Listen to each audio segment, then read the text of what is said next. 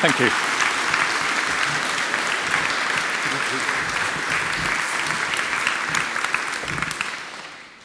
Good morning. My name is Loek van Gen. This is my Twitter handle, and I work at GoodUp. The theme to this presentation is silent film, and the prize question is why. Because I don't know, but talk to me afterwards if you have an idea.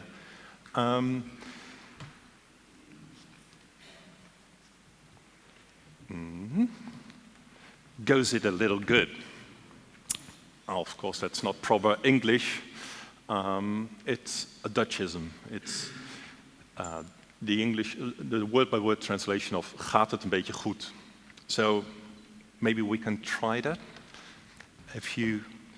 I'll ask you, gaat het een beetje goed? And you can try to pronounce it.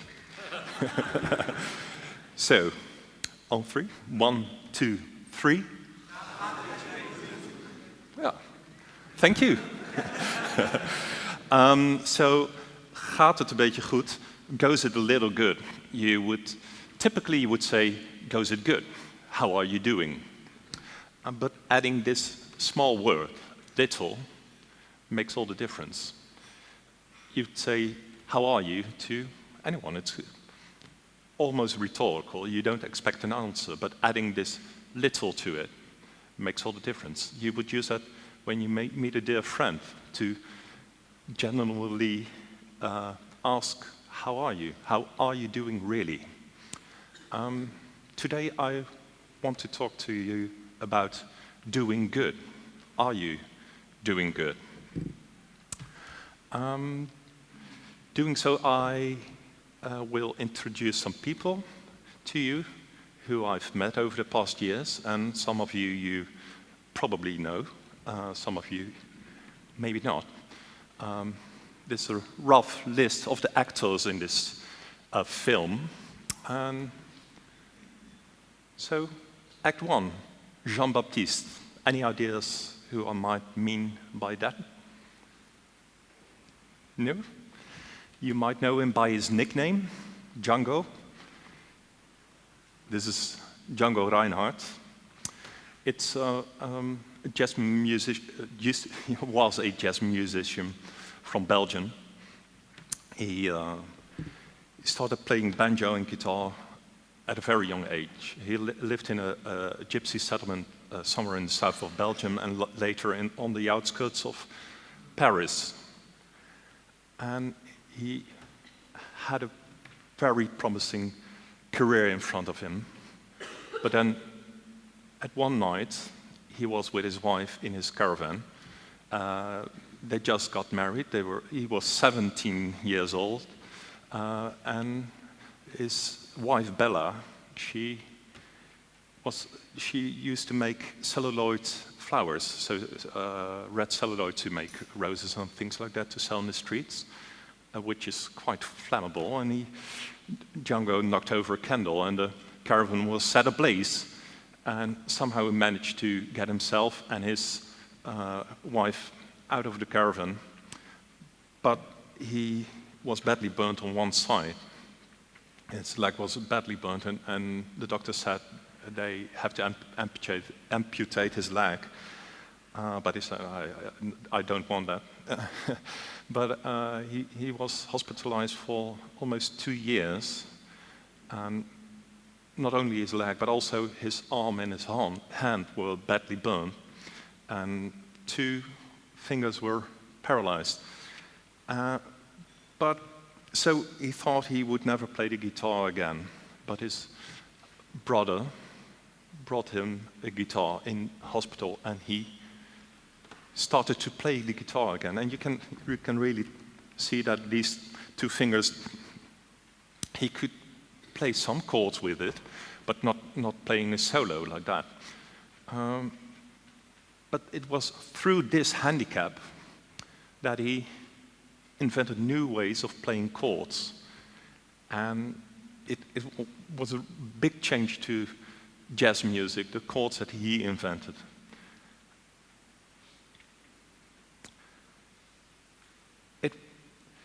And jazz chords are different from normal music chords and pop songs.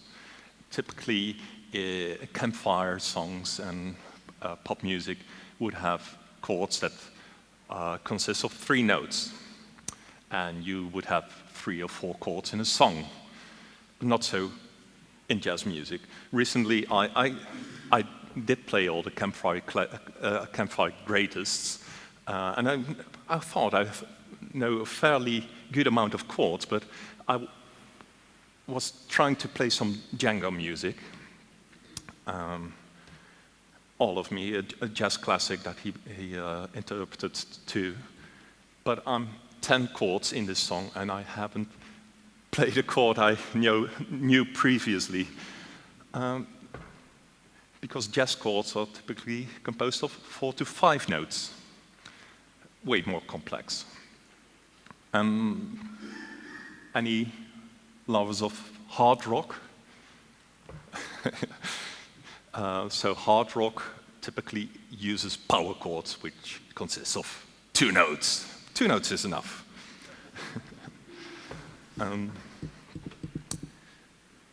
So this is something that Django said about jazz music.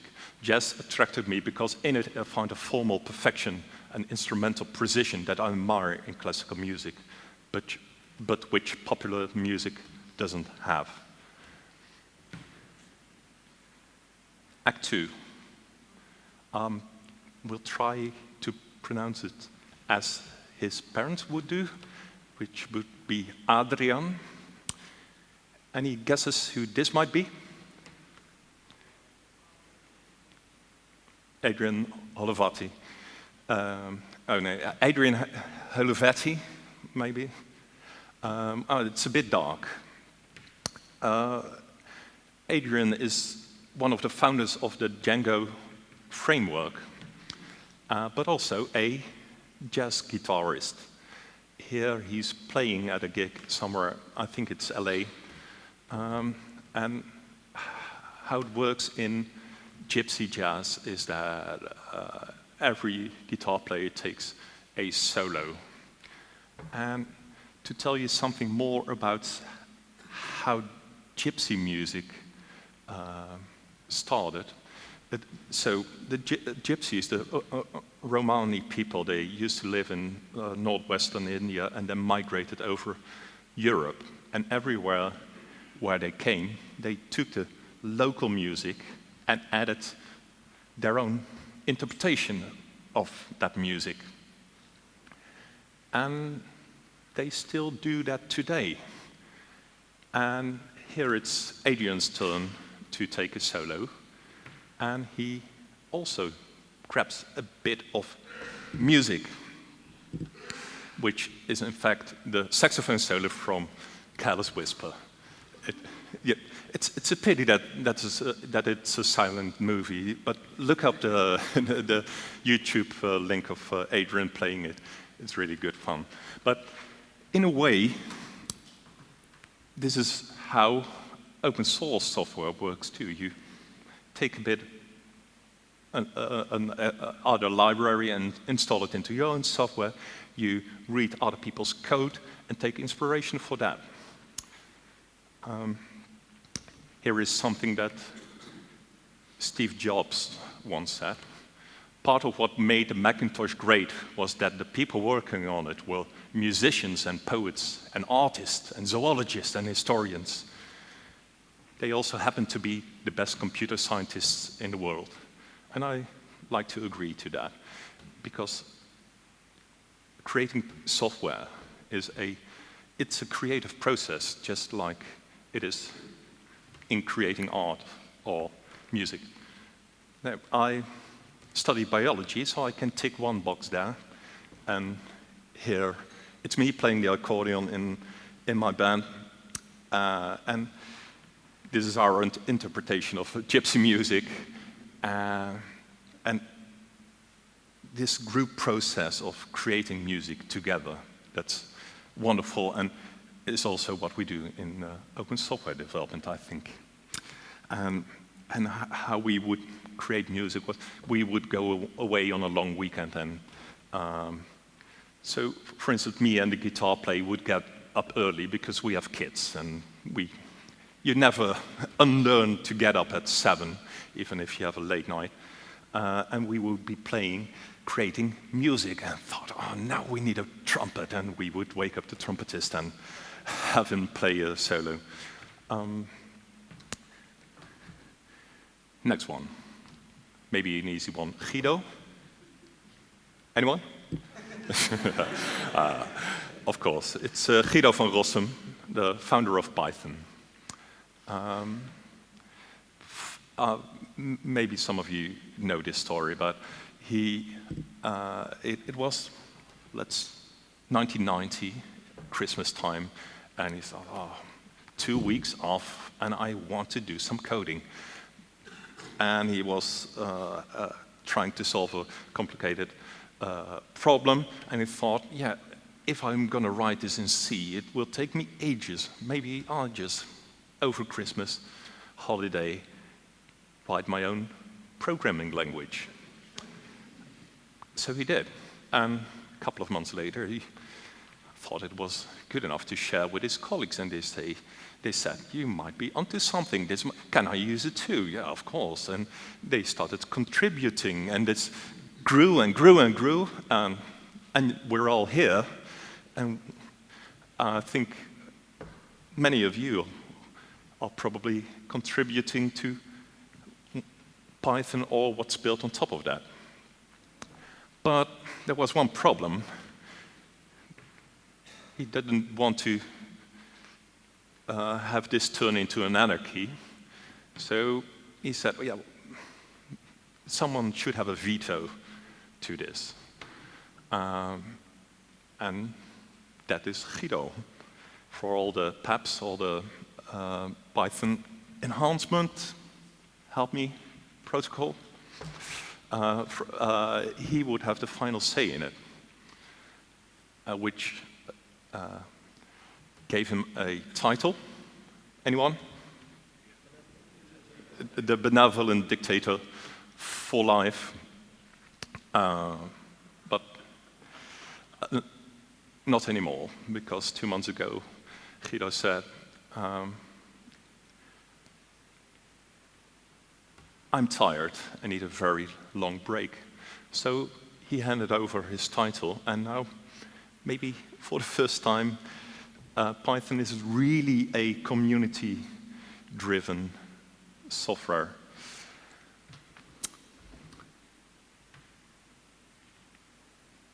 Next act, Terry and John.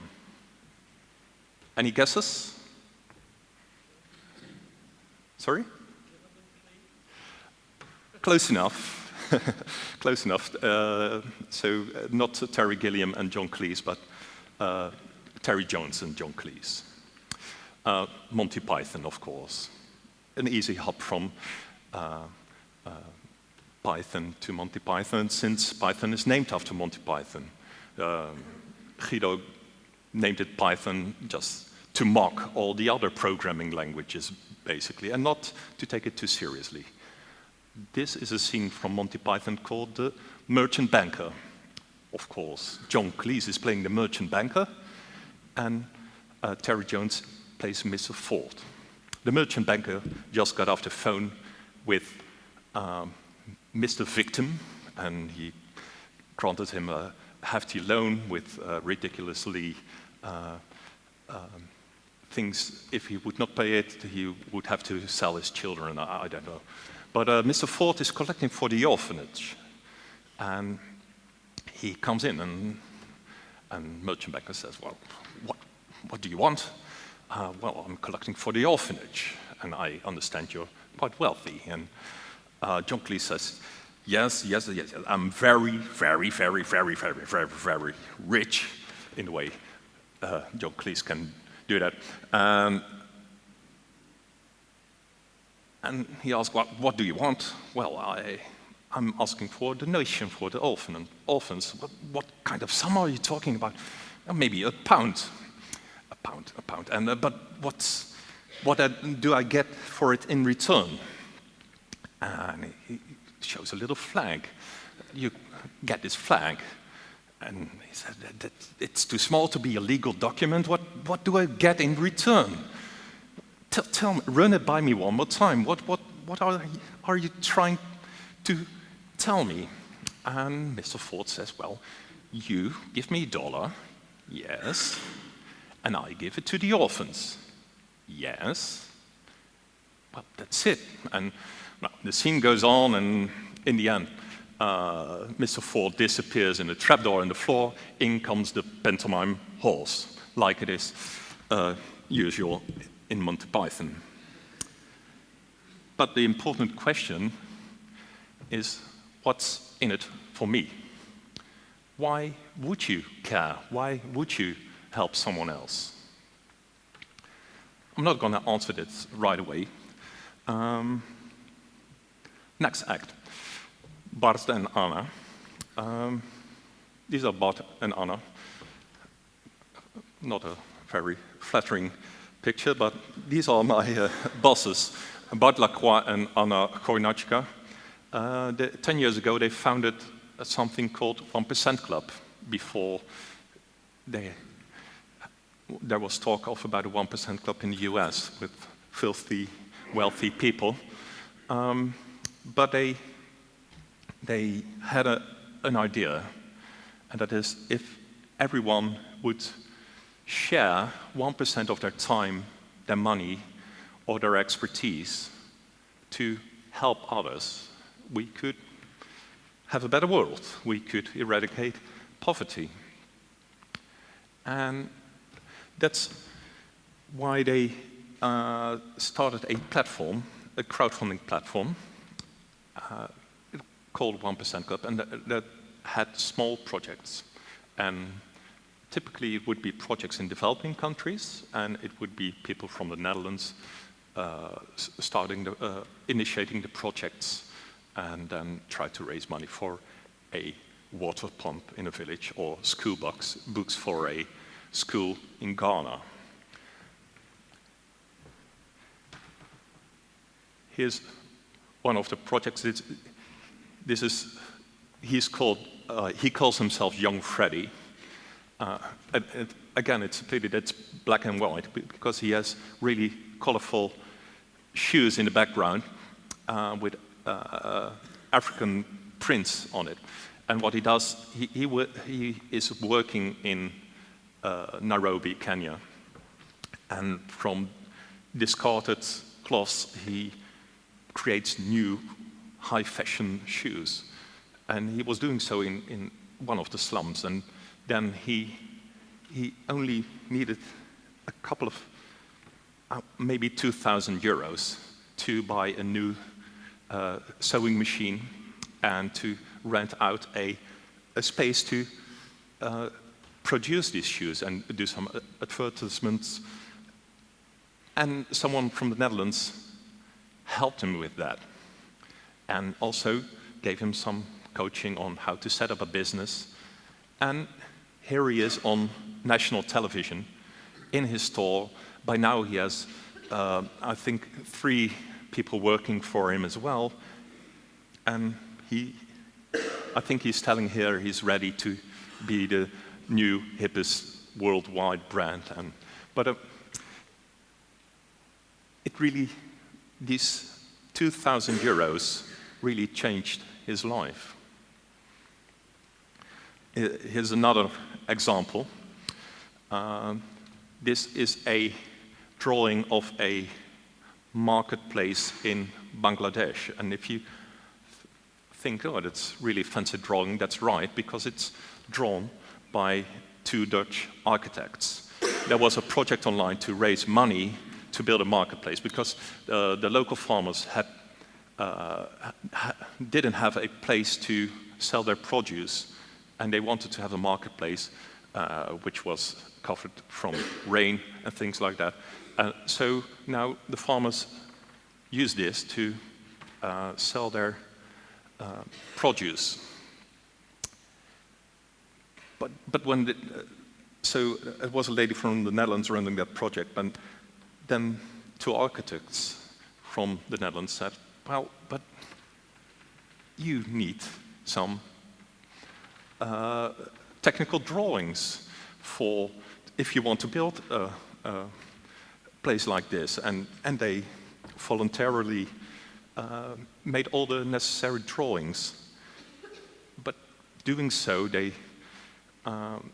really felt connected to the people over there. And the first drawings were, they really liked it, only the toilets were on the on the wrong side of the building, but they fixed that. But they thought, let's see where they will be building the thing that we created in our minds. So they flew to this small town in Bangladesh. And when they got there, they said, great, you're here, because we are already building it, and you need us to help decide where we put all the building materials and stuff like that. But they were architects, they were not builders. But yeah, they just joined in. And since then, they went back 2 more times. And they said this was really life-changing for us to be a part of such a project.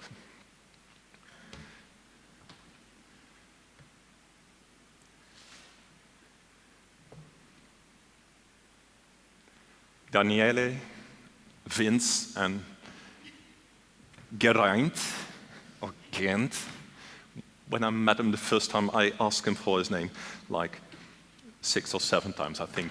But I think it's pronounced like Git, but then short and an R in the middle, somehow.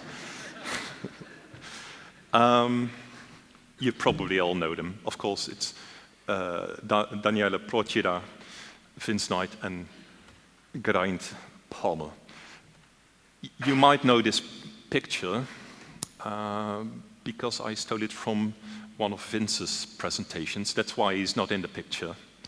And some of you might already have heard this story, so bear with me, but it's an important story to me, and I want to tell it anyway. So here we are in the hotel lobby in Namibia. Daniele had a great idea to organize a PyCon event in Namibia. It was to be the first PyCon event in Africa, outside South Africa. And if you know Daniele, you know he likes to plan things meticulously. And so he did for this conference. But after day 1, all the plans could be thrown away because there was Wi-Fi, but only for up to 2 devices, and then it would totally block.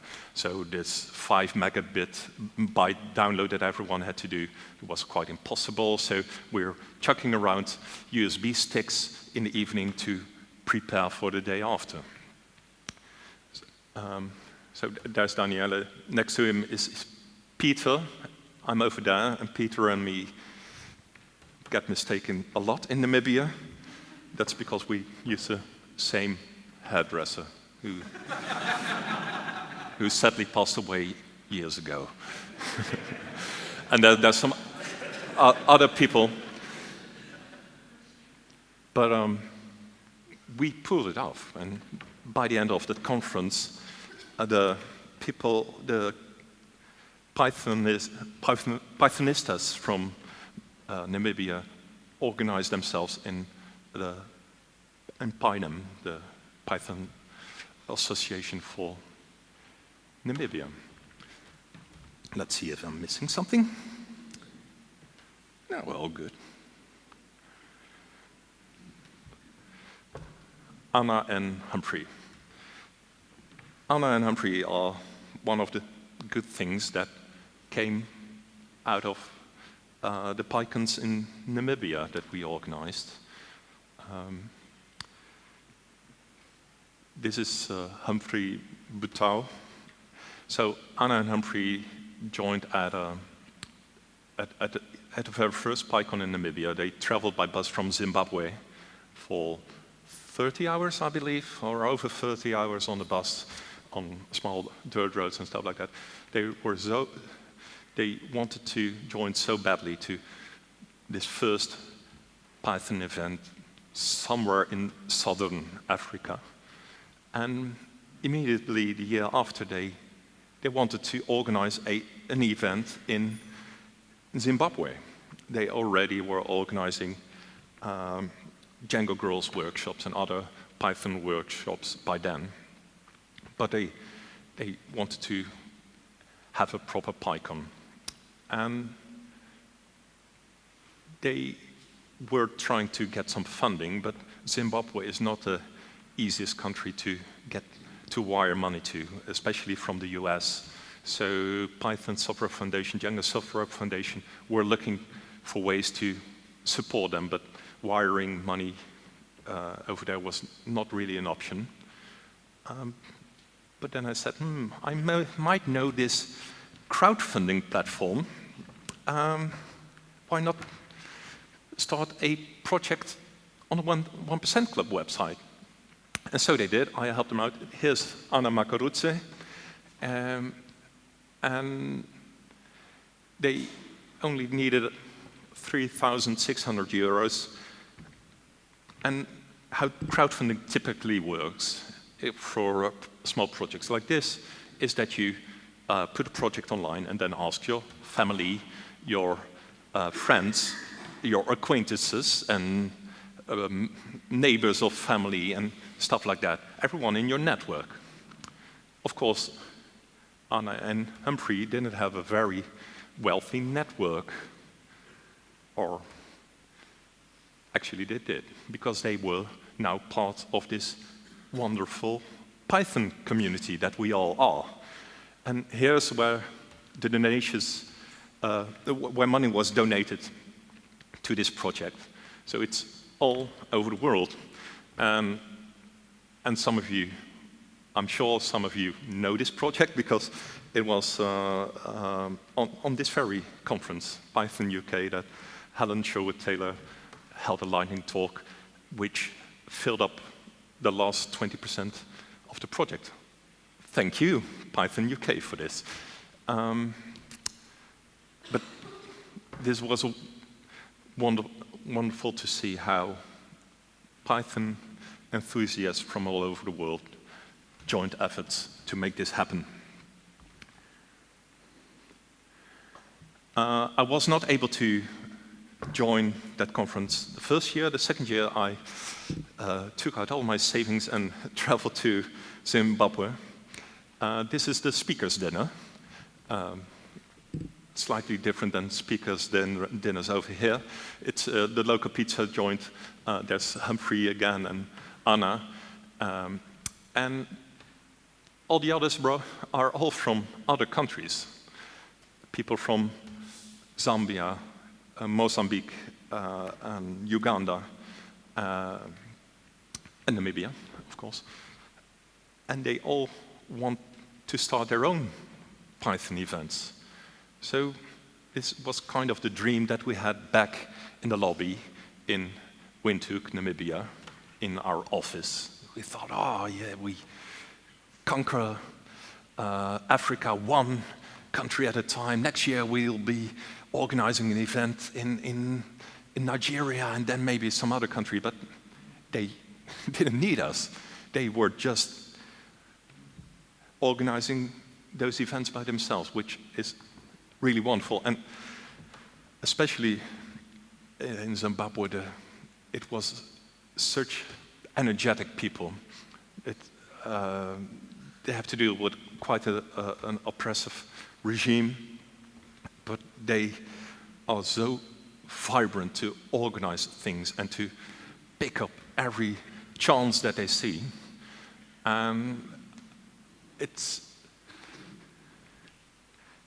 not strange that Anna is now made it to the Django Software Foundation directors, and she's not in the picture, Marlene Mangami, hoping that I pronounce it correctly.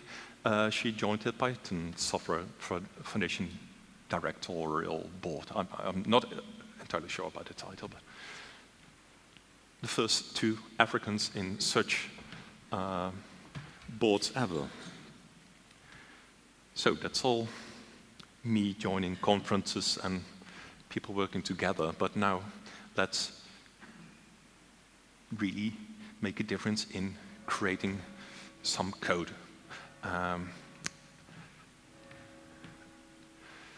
Jean, this is Jean Anderle.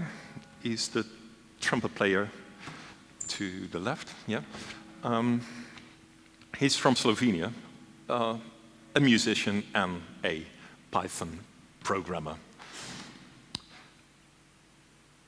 We met here, DjangoCon 2015, where someone gave a lightning talk about Python and doing good.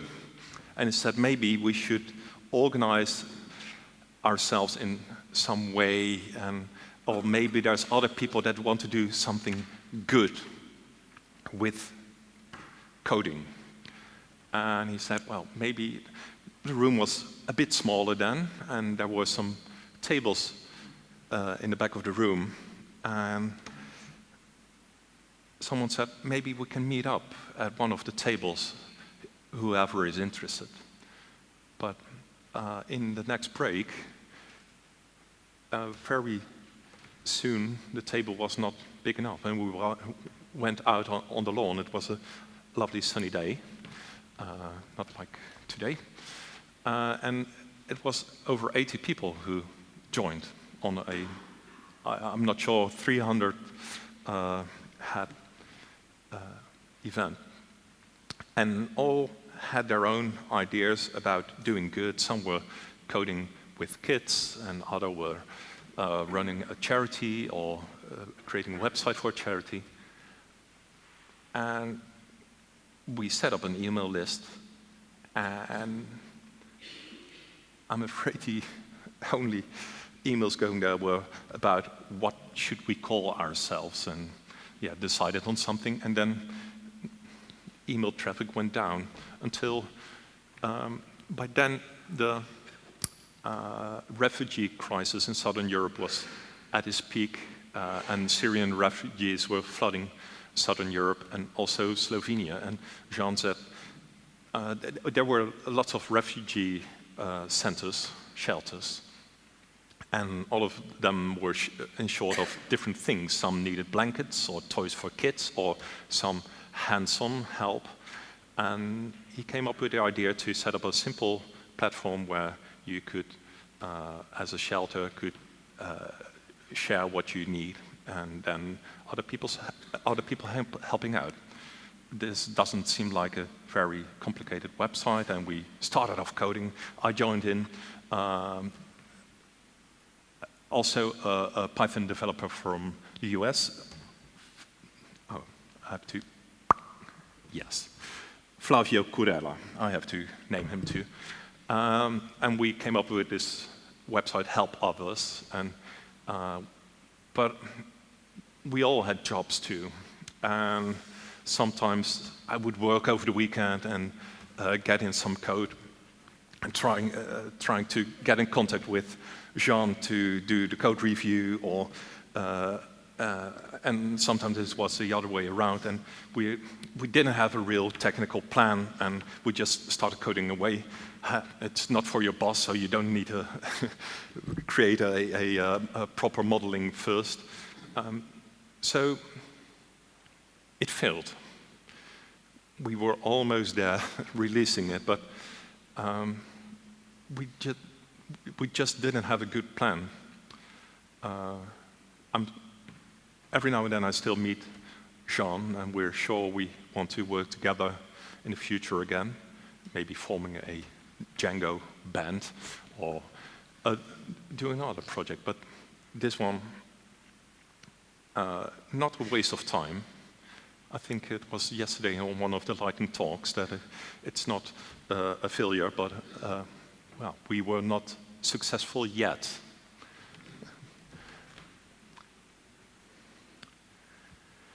Peter and Tim.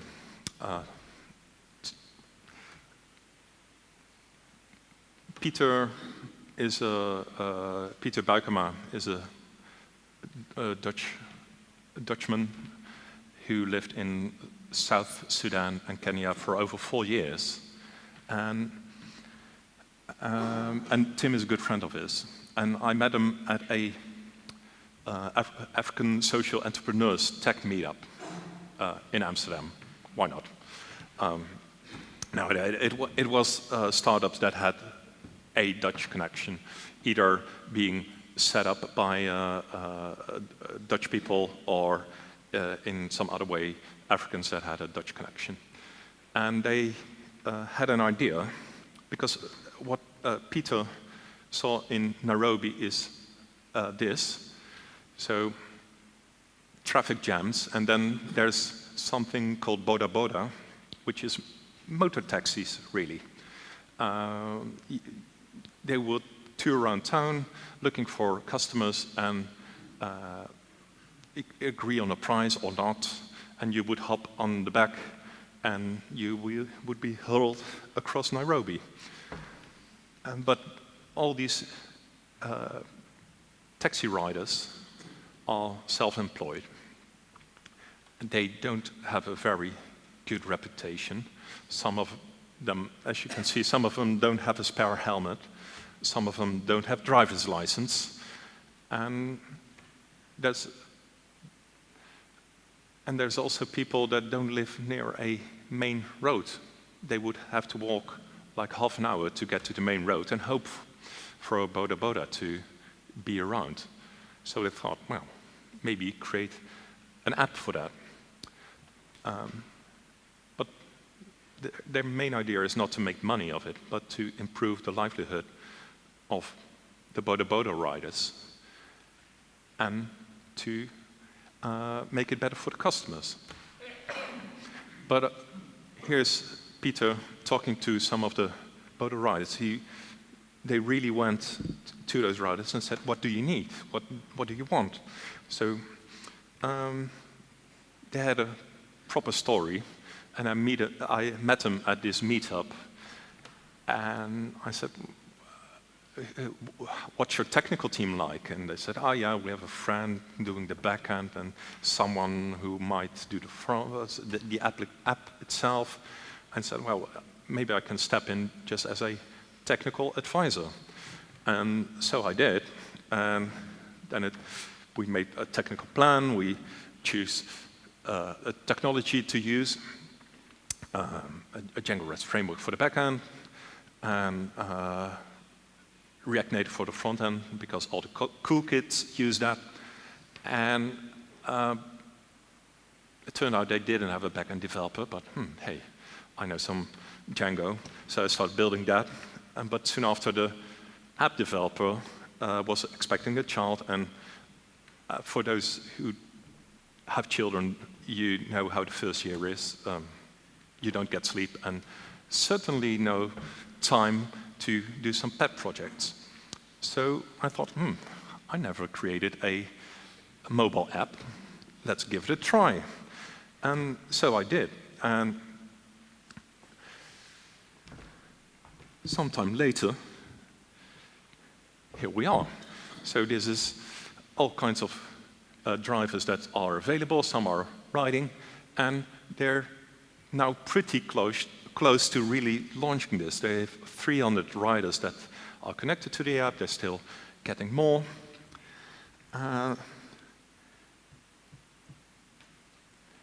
So this just might work. And this will really change the livelihood of the boda riders. The first paid ride was not with a proper boda rider, but because Peter was over there and he has a motorcycle license, and he was a boda rider there too. And he got a request from someone he didn't know. Someone requesting a ride, or in this case, a parcel delivery. So what they often use boda bodas to run errands. You need to get a stamp on the paper, you have to wait in line for an hour or so, but you can pay a boda rider to do that. So he got his request. He went to a bank building, and the lady was very surprised to see let's see, Mzungu. I didn't have that on my paper, sorry about that. Close enough. A white person, but they were really happy with that they had someone to run that errand and do that successfully. So maybe this is just going to work.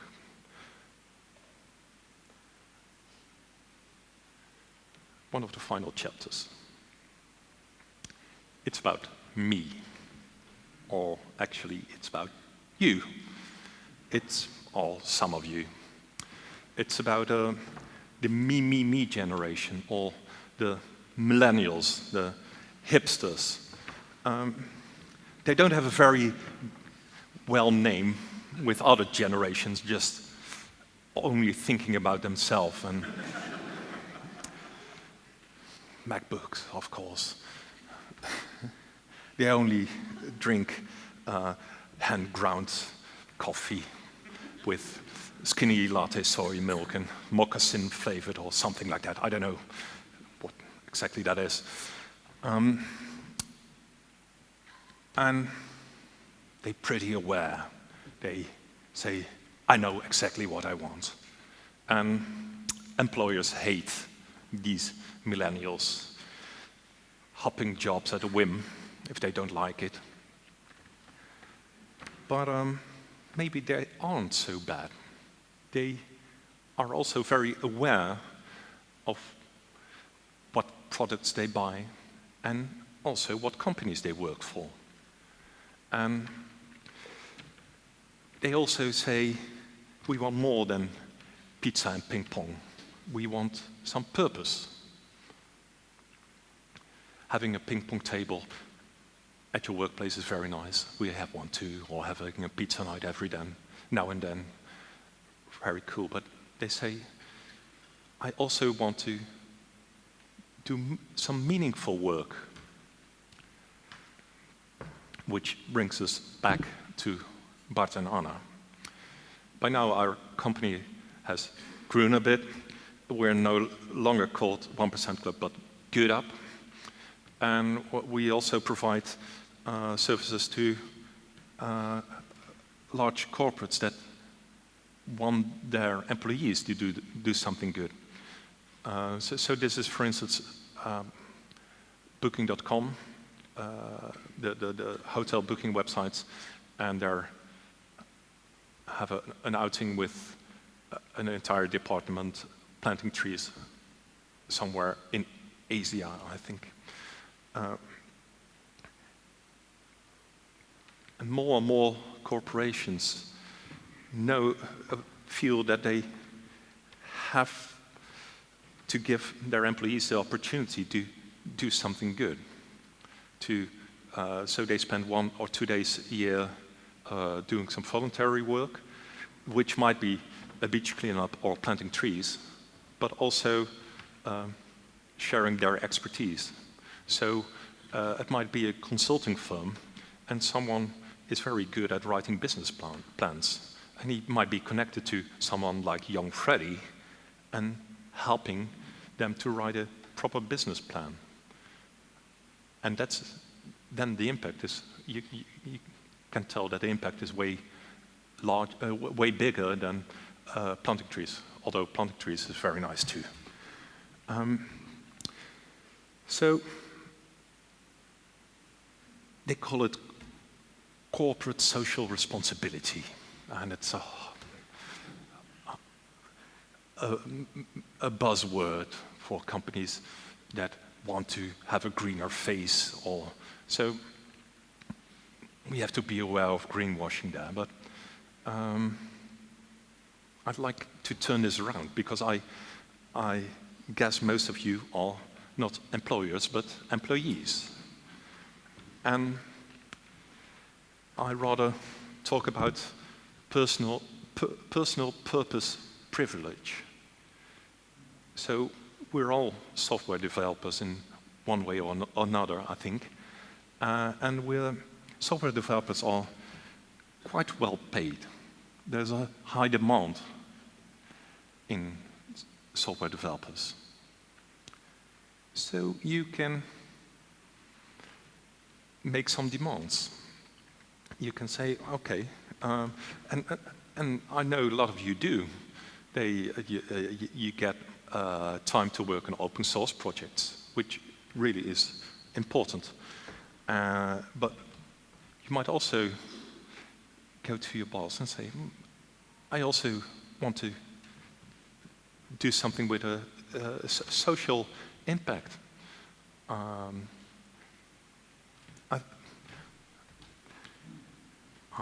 haven't written down his name.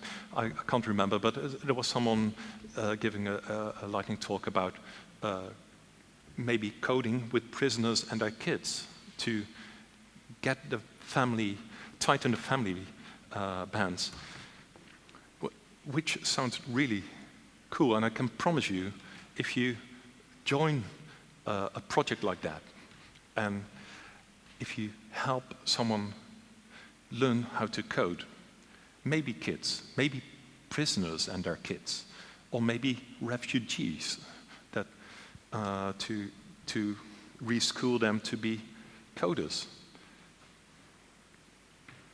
You can learn a lot from that too.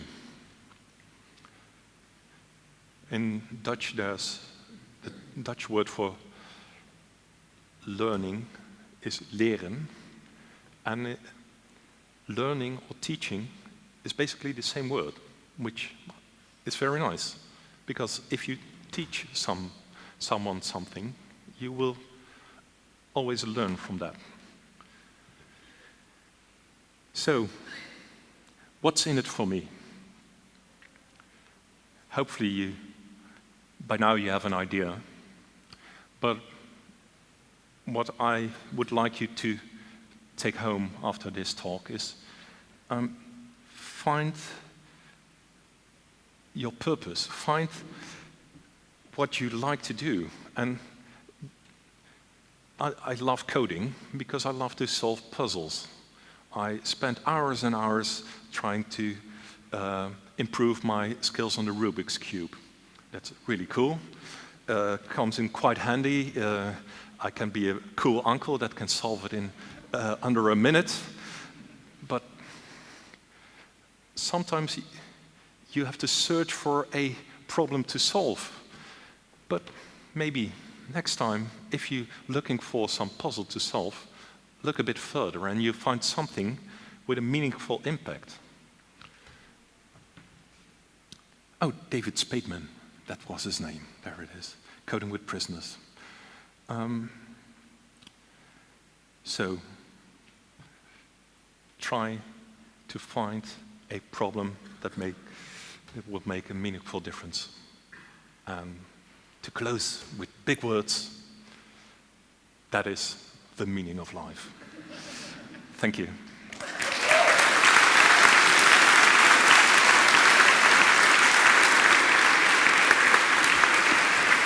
Thank you very much, Luke.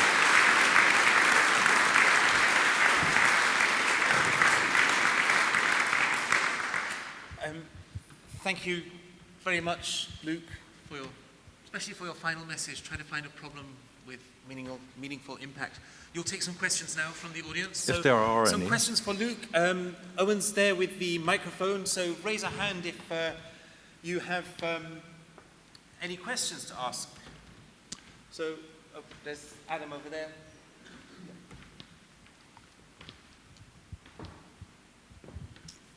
Hi, I'm wondering about your interest in ranking problems on how much good they actually do, and if you have any framework for approaching that. Sorry? Ranking different problems and how much good one could do in those areas. Yeah, well, so in the field of corporate social responsibility, how big is your impact, right? That's what you're asking? Or? In general, if one's looking at different problems. I know exactly what you mean, but I don't have an answer to that. I think that's different for everyone. If it's something that's close to your heart, you can have a more meaningful impact because you really put your guts in. So try to find something that's close to you. Any other questions? Otherwise, and catch me in the hallways even. So, trying to make it not accusatory, how do you know when if a problem is actually going to do social good, or if it might make you feel better but cause more harm? So, for example, the case of organising events in Africa has slightly colonial overtones, but obviously there's a balance there on like how much good are you doing versus how much harm. Yeah, I understand what you're saying. It's hard. It's hard. It might very well be that, like PyCon Namibia, because we were over-organizing it and organizing it for them, they didn't have the full power to grow by themselves, and that's why maybe PyCons in Nigeria and Zimbabwe were more fruitful. So, yeah. Again, a question I won't answer, but it's a spot-on problem. Yeah.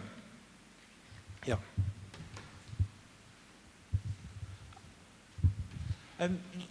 Just following on, you talked quite a lot about Africa in particular, and this community has established very strong relationships with Africa, but it's a long way away. People don't know how to get there. What do you think the prospects are for a real collaboration and engagement between the global Western Python communities that fly all the time to each other's conferences and those ones in Africa, which in certain terms are so much further away? In certain terms they are, but the digital divide isn't there anymore. Everyone is connected nowadays. Also in rural areas in Zimbabwe, they have found a way to get online. The only thing is we have to introduce them into our communities. Some of them don't know Slack or other means of communication. But I think that the people who went there, and I like to see myself as one of those, they need to be an ambassador. So actually this is my first PyCon outside of Africa. Somehow I only tend to go over there. So, but I can really recommend going there and establishing links between the Python communities over here and over there. Any more questions? May I have one last, unless there's someone else with a more pressing question, which there probably is. If not, I wanted to ask, it's quite easy to understand what's in it, what's in it for you, what's in it for somebody who's doing something meaningful. What's in it for the employers that you're hoping to be engaged in this? So I'm try to not make it too much a sales pitch or a management talk, but the churn rate of your employees might be less. No, but so I think it's twofold. One, you want to have inspired employees that really love their job and love the company they work for. If the company also does meaningful things, that tends to be more likely, and then the employees would rather stay there and not hop jobs. And companies that think about their purpose, and there's first I was a bit skeptic there as well, but then I heard a story about a Dutch, the biggest sausage manufacturer in the Netherlands, and someone trying to change what their purpose was and how they what their beliefs were. And they went in and said, the world is changing. We have to shift from this just producing sausages also to have meat substitutes. It was not our company, it was another company, but they did. And they're now the biggest producer of vegetarian products in the Netherlands. So it is possible to change entire organizations. And if they were just to keep on producing sausages, at some point they would be out of the market, because all these more aware people are better informed about what they eat and what they want to buy. So that. Come talk to me if you like some more information or just to have a chat. Thank you. Thank you so much, Luke.